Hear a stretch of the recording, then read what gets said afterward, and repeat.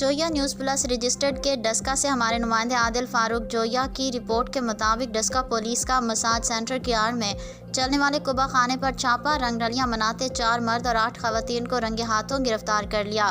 تھانہ موترا پولیس کو مخبر خاص نے اطلاع دی کہ پوش علاقہ سٹی ہاؤسنگ میں ملزمان عمر فاروق، ذیشان اور ان کی بیویوں فرحت اور مسکان نے مساج سینٹر کی آڑ میں کبا خانہ کھول رکھا ہے، جہاں پر اس وقت بھی چند خواتین اور مرد رنگ رلیاں منا رہے ہیں۔ تھانہ موترا پولیس نے ان کے مساج سینٹر پر چھاپا مار کر وہاں پر رنگ رلیاں مناتے ہوئے 4 مرد مظہر عباس، گوہر عباس، عمر فاروق، ذیشان، عروسمہ، رضیہ بی بی، فرحت، سرور بی بی، فضا، صوبیہ، میرب اور مسکان کو رنگ رلیاں مناتے ہوئے رنگے ہاتھوں گرفتار کر کے مقدمہ درج کر لیا ہے۔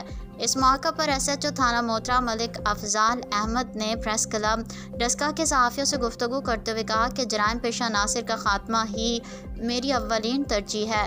جرائم پیشہ عناصر پولیس کی گرفت سے نہیں بچ سکتے۔ چند پولیس اہلکار جو جرائم پیشہ عناصر کی سرپرستی کر رہے ہیں وہ اپنا قبلہ درست کر لیں، ورنہ انہیں نوکری سے فارغ کر دیا جائے گا۔ چور اور ڈکیت میرا علاقہ خود بخود چھوڑ جائیں۔